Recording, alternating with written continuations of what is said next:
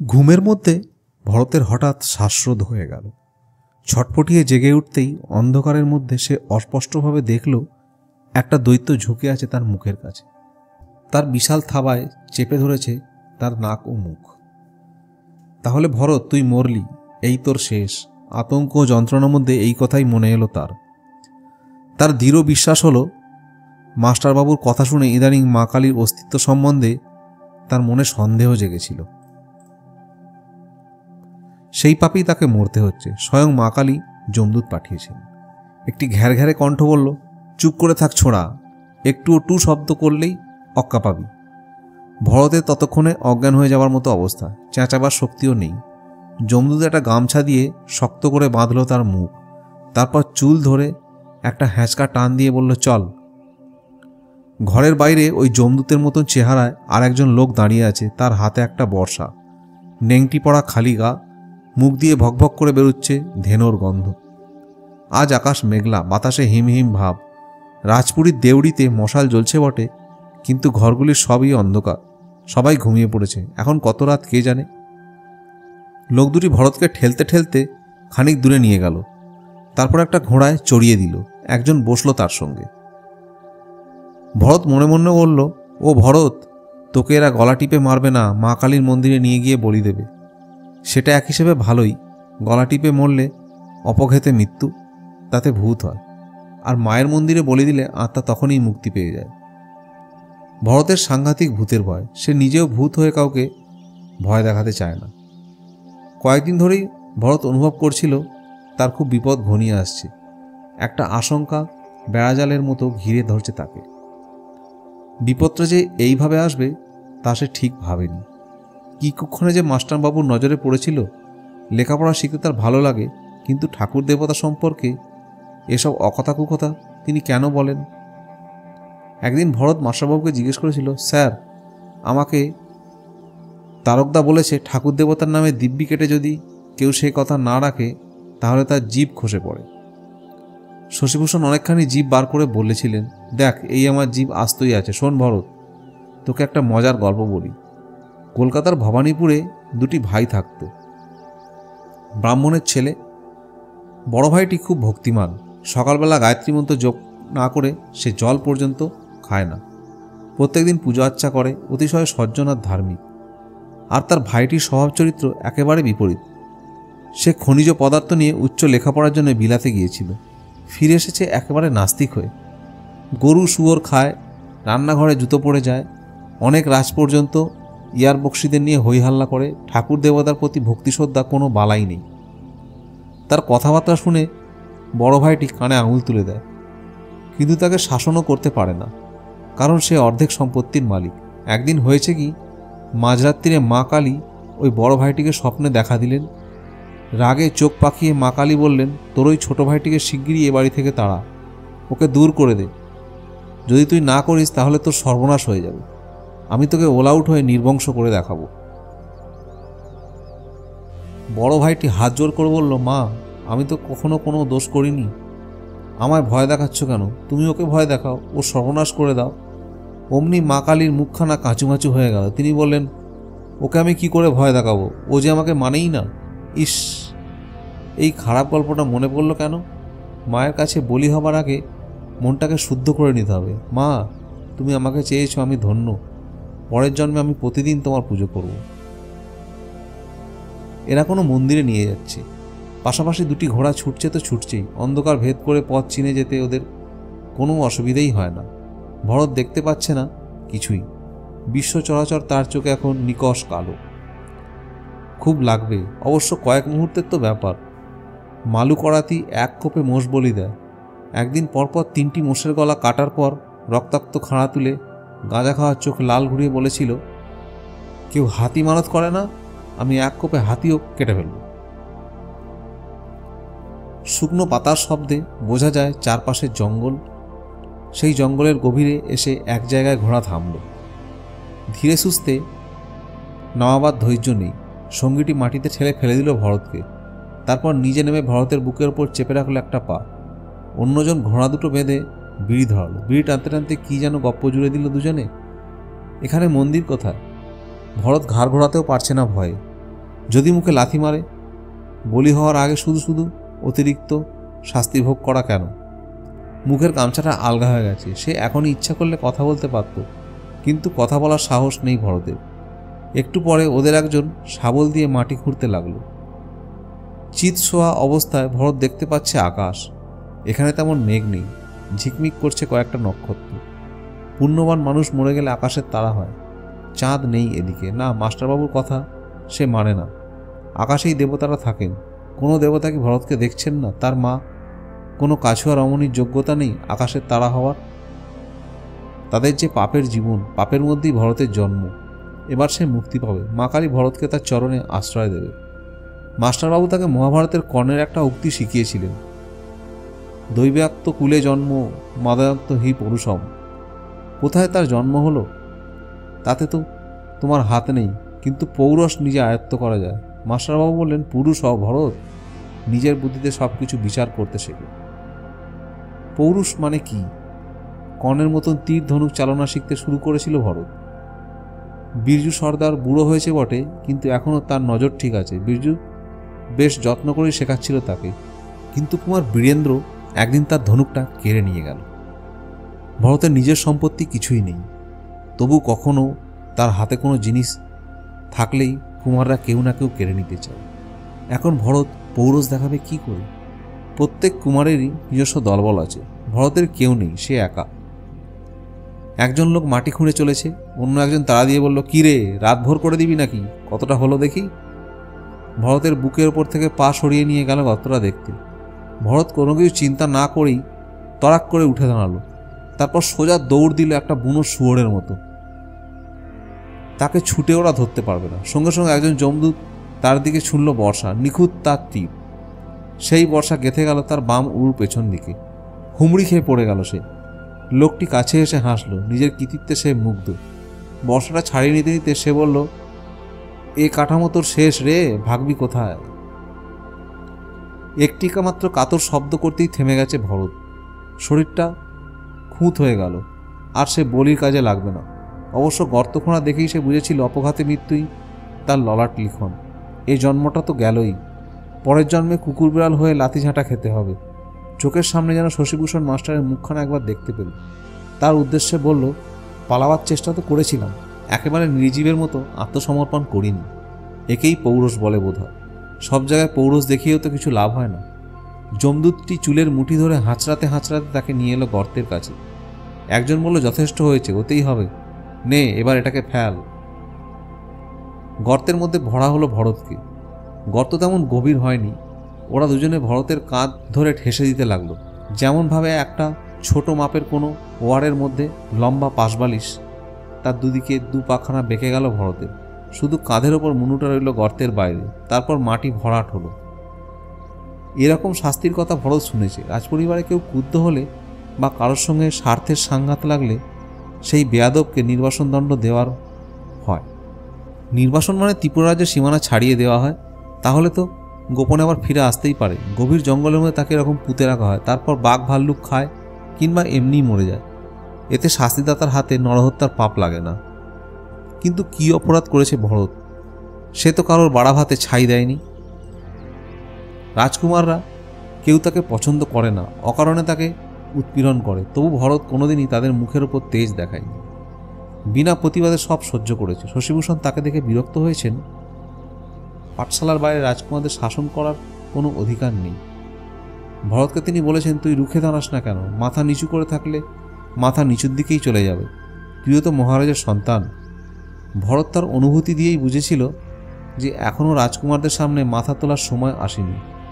তাকে আরও বড় হতে হবে। তার বয়স মাত্র 16 বছর। আর 2-3 বছর পরেই যথেষ্ট লেখাপড়া শিখে রাজপ্রাসাদ থেকে দূরে সরে যাবে। তখন সে স্বাধীন হতে পারবে। এর মধ্যে এত কঠিন শাস্তি পাওয়ার মতো কোনো কিছুই সে ঘটায়নি।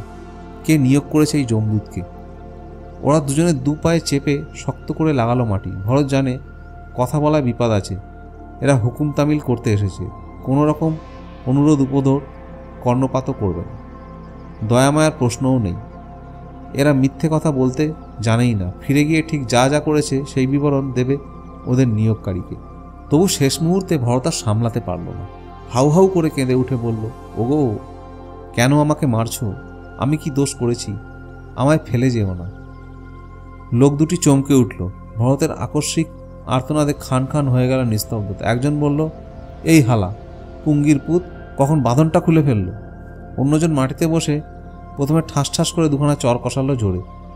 তারপর হাঁ কর হারামজাদা, নইলে এখনই ঘেঁটি ভেঙে দেব। মার খাবার ভয়ে ভরত হাঁ করতে বাধ্য হলো। লোকটি তার মুখের মধ্যে ভরে দিল গামছার অর্ধেকটা, বাকি অর্ধেকটা দিয়ে ভালো করে আবার বাঁধল। ভরতের আর কোনো শব্দ করার উপায়ই রইল না। এরপরও সেই লোকটি একটি খুর বার করে চাঁচতে লাগলো ভরতের মাথা। তার মাথা ভর্তি চুল, ঘাড় পর্যন্ত নামা। এই রকম সময় লোকটি কেন তার চুল কাটতে শুরু করলো তা বুঝতে পারল না ভরত। কাজ শেষ করে উঠে দাঁড়াতে দাঁড়াতে লোকটি বলল, কুত্তার অলাদ, তুই লাইছাবির সাথে হাসনাই করতে গিয়েছিলি, তোর মরণকে ঠেকাবে। আর কোনো বাক্যবায় না করে ঘোড়া ছুটিয়ে চলে গেল। ঘোড়ার পায়ের শব্দ মিলিয়ে যাওয়ার পর চতুর্দিকে যেন আরও বেশি নিঃশব্দ মনে হলো। অন্ধকার একেবারে নিশ্চল নয়, মাঝে মাঝে পর্দার মতো যেন দোলে। কাছাকাছি কোনো বড় গাছ নেই। আততায়ীরা জঙ্গলের মধ্যে একটা ফাঁকা জায়গা বেছে নিয়েছে, যাতে হিংস্র কোনো জানোয়ার এসে পড়লে সহজেই দেখতে পায় তার মুন্ডুটা। কতক্ষণ লাগবে মরতে? বাঘ ভাল্লুক এসে যদি খেয়ে নেয় তাহলে তো চুকেই গেল। এই বনে নিশ্চিত বাঘ আছে। নীলধ্বজ নামে মহারাজের এক ভাই অনেক বাঘ শিকার করেছেন। রাজপ্রাসাদের বৈঠকখানা ঘরে ঝোলানো আছে কয়েকটি বাঘের চামড়া। এই তো সেদিন বিজয়া দশমীর ভোজে উপজাতিরা মহারাজকে উপহার দিয়েছে দুটি বাঘের বাচ্চা। কিন্তু এই জঙ্গলে বাঘের হাঁক ডাক শোনা যাচ্ছে না তো এখনও। কোনো জন্তু জানোয়ারেরই আওয়াজ নেই। যদি বাঘে না খায় তাহলেও তো মরতে হবে। শশীভূষণ মাস্টার ভরতকে যীশুখ্রিস্টের জীবন কাহিনী শুনিয়েছেন। একটা ক্রুশে হাত পা বেঁধে যখন যীশুকে ঝুলিয়ে রাখা হয়েছিল, সকালে ঝোলানো হলো, বিকেলেই তিনি প্রাণত্যাগ করলেন। মাটিতে পুঁতে রাখলে কত সময় লাগতে পারে? বুক পর্যন্ত শরীরটা অদৃশ্য হয়ে গেছে। মাথাটা কোনো ক্রমে নাড়াতে পারে ভরত। ঘাড় ঘুরিয়ে ঘুরিয়ে এসে দেখতে লাগলো বাঁ দিকের অন্ধকার, ডান দিকেও অন্ধকার, সামনে অন্ধকার। সব অন্ধকারেই রূপ এক, শুধু মাথার উপরে দেখা যায় কয়েকটি তারা। যত উপায়েই মানুষের কণ্ঠ রোধ করা হোক না কেন, মানুষের মন কিছুতেই নির্বাক হয় না। প্রতিটি জাগ্রত মুহূর্তেই মানুষের মন কিছু না কিছু বলে। আকাশের দিকে তাকিয়ে ভরতের মনে হতে লাগলো, twinkle twinkle little star, how I wonder what you are, up above the world so high like a diamond in the sky, what you are and who you are. Diamond বানান কি ডিআই এম না ND নাকি DIA? Bharat ভাবতে ভাবতেই সে নিজেকে বলল, এ কি আমি মুখস্থ আর বানান নিয়ে ভাবছি কেন এখন? আমি তো মরে যাচ্ছি। মুখস্থ ভুল বলেই বা কি আসা যায়? মাস্টারমশাই তো আর পড়া ধরবেন না। তিনি জানতেও পারবেন না যে ভরত কোথায় হারিয়ে গেছে। লাইছাবির সাথে আসনাই। ঘোষমশাইয়ের পরিচালক তারকদাও একদিন তাকে বলেছিল, ওরে বাবু, লাইছাবির সাথে নটঘট করতে যাস না, ওরা পুরুষ মানুষের মাথা আস্ত চিবিয়ে খায়। মণিপুরি কুমারী মেয়েদের বলে লাইছাবি, যেমন ওই মনোমোহিনী। তার সঙ্গে তো ভরত কিছু করেনি, এমনকি তার সঙ্গে ভাব করতেও চায়নি। এত লোক আছে রাজবাড়িতে, গন্ডায় গন্ডা রাজকুমাররা ঘুরে বেড়ায়, তবু তাদের ছেড়ে মনমোহিনী শুধু ভরতকেই জ্বালাতন করে সুখ পায়। ভরতের চালচুলো নেই, পারিবারিক সম্পর্কেও কোনো জোর নেই। সে যে কোনো বিষয়ে উত্তর দিতে পারে না।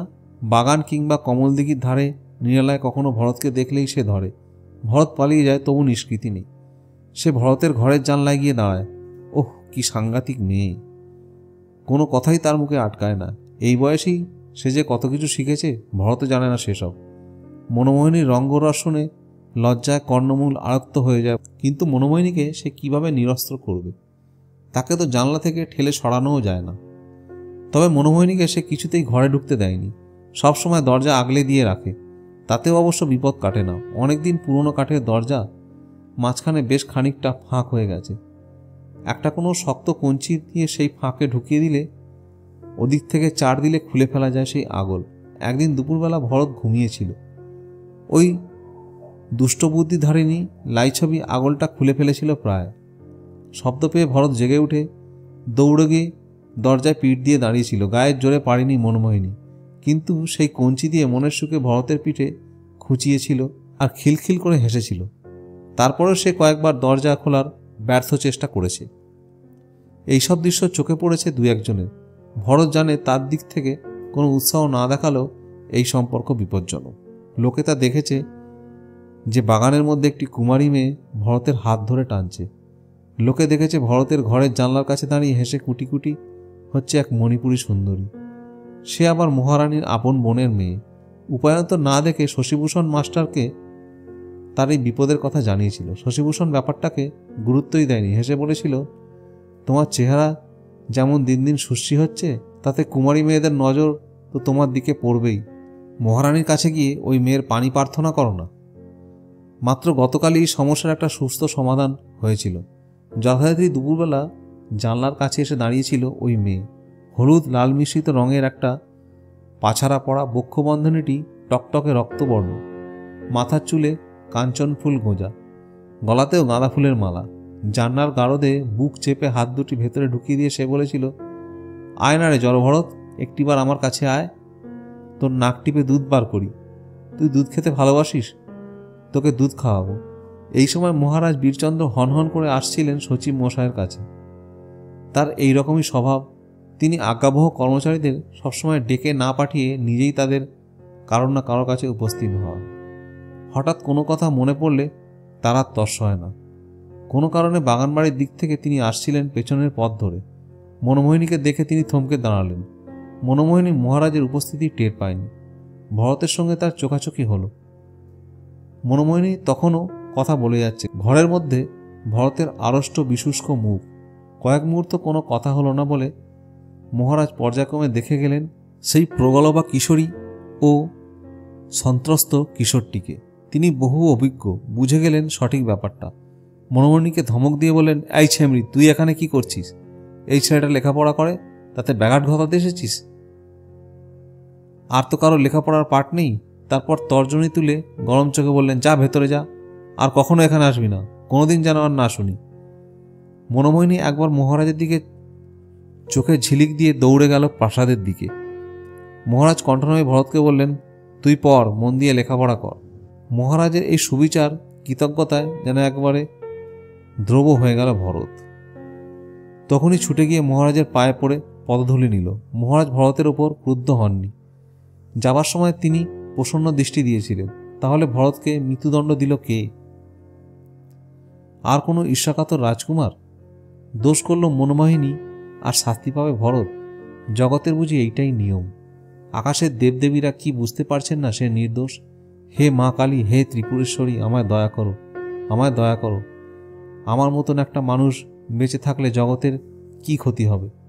মাটির নিচে ভরতের দু পা দুমড়ে মুচড়ে আছে। তার এক উড়ুতে বর্ষার ক্ষত, তবু সেসব যন্ত্রণার বোধ নেই। আসন্ন মৃত্যুর চিন্তায় ওসব তুচ্ছ হয়ে গেছে। আবার মৃত্যু চিন্তাও মুছে যাচ্ছে মাঝে মাঝে। অতিশয় অবান্তর কথা কিছু এসে পড়ে। ওরা মাথা নাড়া করে দিয়ে গেল কেন? গর্তে পুঁতো দেবার চেয়েও ওর মাথা নাড়া করাটাই যেন বেশি ধন্দের। ওরা দুজন কত টাকা পাবে? কত টাকার বিনিময়ে একজন মানুষকে এমন বিনা দ্বিধায় জ্যান্ত কবর দেওয়া যায়? ভরতের মাসোহারা থেকে 7 টাকা 2 আনা এখনো খরচ হয়নি, তার বালিশের তলায় রয়ে গেছে।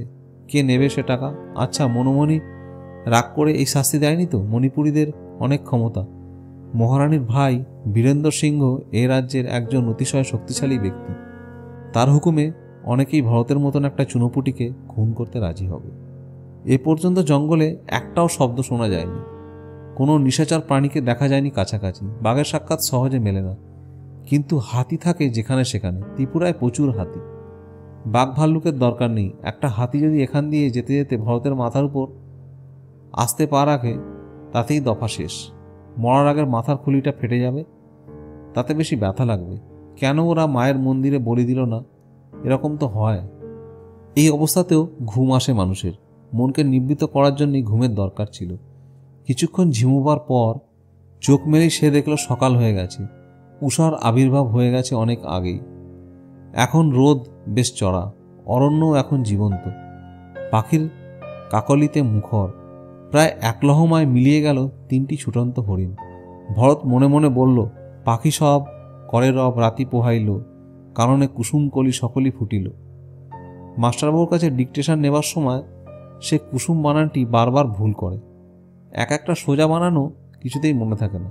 কুসুমে কেন যেন তালবস্যা মনে হয়। মাস্টারবাবু বললেন, শুম্ভ নিশুম্ভ লেখার সময় তালবস্যা দেবে। কুসুমতী নরম বস্তু, সে তালেবর হতে চায় না, মনে রাখবে। ধুত, এখন কি কবিতা ভাবার সময়? মরার আগে কেউ কি আর কবিতা পংক্তি চিন্তা করে? অন্যদের মৃত্যুর আগে কি মনে হয় সে ভরত জানবেই বা কী করে? না, এসব ভরত ভাববে না। পড়াশোনা করতে গিয়েই তার এই সর্বনাশ হলো। যতদিন সে চাকর বাকর মহলে ছিল ততদিন কারোর নজরে পড়েনি। ভরত নামে যে একটা ছেলে আছে তা জানতো কজন? ঘোষমশাই তার জন্য 10 টাকা মাসোহারা ব্যবস্থা করেছিলেন, তাতেই তো চোখ টাটাচ্ছে রাজকুমারদের। তাহলে অন্য কি কথা সে ভাববে? মাকে ডাকতে ইচ্ছা করে, কিন্তু নিজের মাকে সে চেনে না। মায়ের মুখখানা কেমন তাও জানে না। মায়ের কোনো ছবিও নেই। একবারেই নিশ্চিহ্ন হয়ে হারিয়ে গেছে তার মা। তার বাবাও তো থেকে নেই। মহারাজকে সে কখনো বাবা হিসেবে ভাবতে পারে না। যাকে দেখলেই ভয়ে তার শরীর কুঁকড়ে যায়, সে কি করে বাবা হবে? আজ অবধি নিজে থেকে কাছে ডেকে তার সঙ্গে একটাও কথা বলেননি মহারাজ। আর কেউ নেই, একমাত্র মাস্টারবাবুই তাকে ভালোবেসেছিলেন, কিন্তু তিনিও তো ভরতকে বাঁচাতে পারলেন না। বেলা গড়িয়ে দুপুর হয়ে এলো, তারপর বিকেল হলো, সন্ধ্যা, রাত, মধ্যরাত, আবার ভোর, আবার সকাল।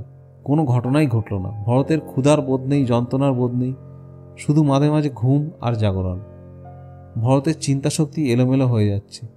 নানান মুখ তার মনে পড়ছে। তবে যখনই মনোমোহিনীর মুখখানা ভেসে উঠছে, সে চিৎকার করে বলতে চাইছে, না না না, ওকে দেখতে চাই না, চাই না। যতই সে প্রতিবাদ করতে চাইছে, ততই যেন মনোমোহিনীর মুখচ্ছবি ফিরে আসছে। তখন ভরত বলতে চাইছে কবিতার লাইন, কিন্তু ঠিকঠাক মনে রাখতে পারছে না। এক কবিতার সঙ্গে অন্য কবিতা মিশে যাচ্ছে বারবার। তার মাথার মধ্যে এখন দুর্বোধ্য কোলাহল। মুন্ডিত মস্তক বড় একটি ব্যাঙের ছাতার মতো মাটির ওপর মুখখানা গজিয়ে সে বেঁচে রইল। ভরত 4টি রাত ও 3টি দিন। প্রথম 2 দিন সে মাথা নাড়াতে পারছিল, সে ক্ষমতাও কমে এলো কমে কমে। ভালো করে সে চোখ খুলতেও পারছে না। চতুর্থ দিন দুপুরের দিকে সে প্রথম শুনতে পেল মানুষের কণ্ঠস্বর, বেশ দূরে এবং অস্পষ্ট। এমনও হতে পারে সেটা ভরতের মনের বিকার। কখনো মনে হচ্ছে অনেক লোক কথা বলছে একসঙ্গে, কখনো মনে হচ্ছে কারা গান গাইছে দল বেঁধে। সে ধ্বনি কাছে এলো না, বরং ক্রমেই যেন মৃদু মৃদু থেকে মৃদুতর হতে লাগলো। তাহলে নিশ্চিত শব্দ মরীচিকা। উড়ে যাচ্ছে ঝাঁকঝাঁক পাখি। 2টো খরগোশ ভরতের মুন্ডুর কাছে ছুটে এলো।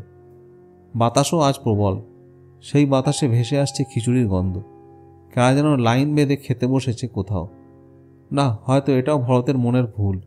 বুভুক্ষ মানুষের মৃত্যুর আগে এরকম স্বাদ দেখে। জঙ্গল ছাড়া তার চোখের সামনে আর কিছুই নেই। জনমানবের চিহ্নও সে দেখেনি। কোথাও মানুষ খিচুড়ি খেতে বসেছে? এ জীবনে ভরতের আর খিচুড়ি খাওয়া হবে না। কিছুক্ষণ চোখ বুজে রইল ভরত। আবার চোখ খুলতেই সে এক অপূর্ব দৃশ্য দেখতে পেল। তার সামনে খুব কাছে দাঁড়িয়ে আছে 2টি শিশু।